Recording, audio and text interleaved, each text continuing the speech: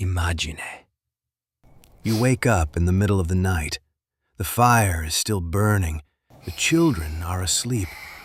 The hunters lie against the wall. But at the edge of the camp, someone is standing. Not a lion, not a bear, not a hyena. Another human. And behind him, a few more shadows. You have a few seconds to figure out, did they come to trade? To take your food? Or to make sure that by morning your camp is empty? Today, you'll learn how people fought wars before armies, swords, and fortresses, why they almost never fought fair, and which weapon decided a raid before the first spear was ever thrown. And at the end, I'll name one person the ancient camp feared more than any enemy with a spear. And he often sat right by their own fire. When we hear the word war, we picture armies, hundreds of soldiers, a commander, banners, two sides meeting in an open field. Ancient hunter-gatherers might have had none of that. No state, no standing army, no one announcing, "As of tomorrow, we're at war." There was one small group of people, and another small group of people. Both needed water. Both needed food. Both wanted the good spot by the river. And sometimes there was room for everyone. And sometimes there wasn't. But one dead man is not yet a war. A fight over food isn't necessarily a war either. War began when it wasn't one particular person who became dangerous. It was the entire other group. Now, a blow against one meant an answer from his relatives. Revenge bred new revenge. One death could turn into a conflict that dragged on for years. The ancient person's takeaway was simple. A stranger might be peaceful, but behind him could stand people you can't see. But there was one resource people killed over more often than water or food. And you can't touch it. Why risk your life? Why not just leave? Because sometimes leaving meant dying later. Picture the shore of a lake. Water nearby, fish nearby. Animals come to drink.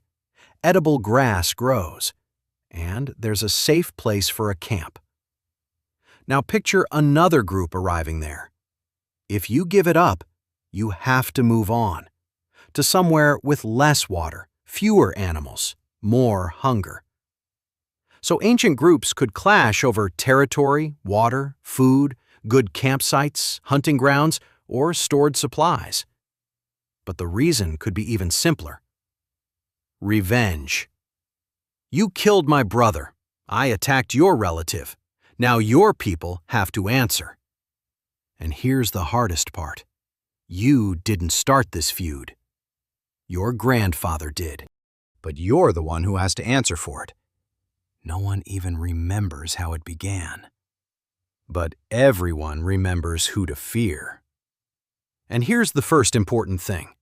Ancient people didn't necessarily attack because they loved war.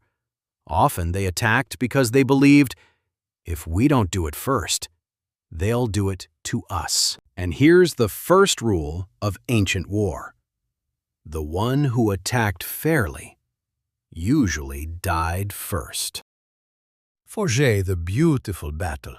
No one lined up in two neat rows. No one warned the enemy, and almost no one wanted a fair fight.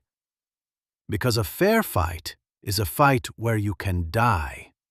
And the best fight is the one where the enemy never got to raise his spear. So the main weapon of an ancient attack was surprise.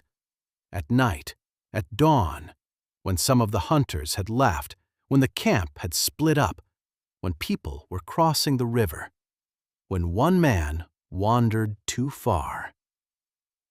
First, they might watch. How many adults in the camp? How many spares? Are there dogs? Who's on guard? Where do the children sleep?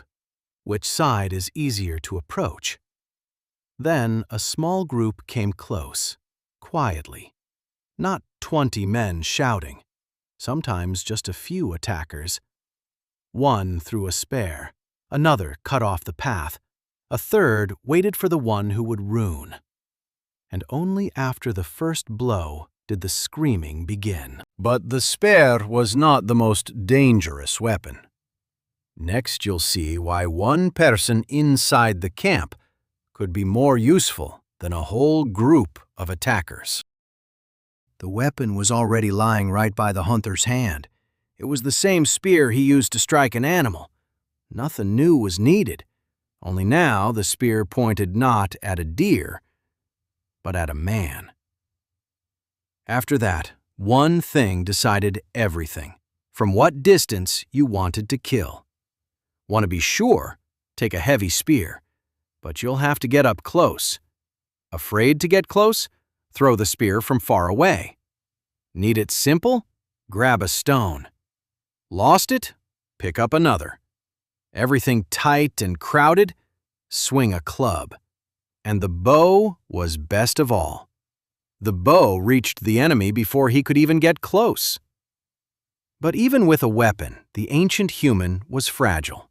One scratch and dirt got into the wound. A week later, you're no longer a fighter. Break a leg, and that's it. The group moves on, and you stay behind. So they defended themselves with whatever they had: hide, stone, fire, a piece of wood instead of a shield. But the strongest defense wasn't even in your hands. It was in where you placed your camp. Watch how this worked. Behind you, a cliff. No one comes from your back. In front, a river. You can't cross it quietly. At the entrance, a fire burns. At night, you see everyone who approaches. And the passage is narrow. A crowd can't get through, only one at a time. And here's the trick. You haven't thrown a single spear yet, and you're already hard to attack. The place fights for you. Today, we carry a knife with 20 blades in our pocket and still can't open a jar. The ancient human needed just one stone, and the stone didn't break after a year. The ancient camp's life hack? Better not to beat the enemy. Better to make him choose a different camp. Even if the attack was pushed back, the conflict didn't end. Someone was wounded. Someone lost a relative. Someone saw the attacker's face. Now, memory began. The group might leave that place, strengthen the night guard, move the camp to where it's harder to surround, forbid the children from wandering far, watch every stranger, and prepare an answer. But an attack changed more than your relationship with the enemy. It changed the relationships inside the group. Who spotted the enemy first? Who warned the others? Who stayed to defend the children? Who ran away? On a peaceful morning, this might have seemed unimportant. After an attack, everyone remembered. Courage turned into trust. Panic into a dangerous reputation. And the man who abandoned the others could lose more than just respect. He could lose the right to sleep beside the fire. But now, the main twist. The most terrifying ancient wars could be decided before the attack even began. And for that, you didn't always need a weapon. The most important weapon was information. Not the longest spear, not the strongest hunter. Knowledge. Who's on guard today? When do the hunters leave? Where is the food kept?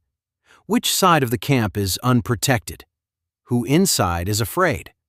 Who could open the path? So the most dangerous person might not be the enemy in front of you. It was the man who had already been inside your camp. A traitor, a guest, an outcast. The man who remembered where you sleep. This is why the ancients trusted strangers so slowly. A stranger could bring a stone, food, or news, but he could also carry information away and return not alone. The real twist? Ancient war didn't always begin with a scream. Sometimes it began with a smile by the fire. At the beginning, you saw stronger men at the edge of the camp. Now you know why they didn't shout or step into the open. They waited for darkness. They knew where the spears lay.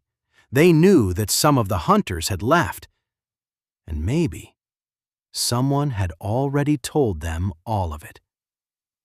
This is how ancient people fought, not with great armies, with small groups, not for a beautiful victory, for water, food, territory, revenge, and survival. Not always face to face, more often when the enemy was at his weakest.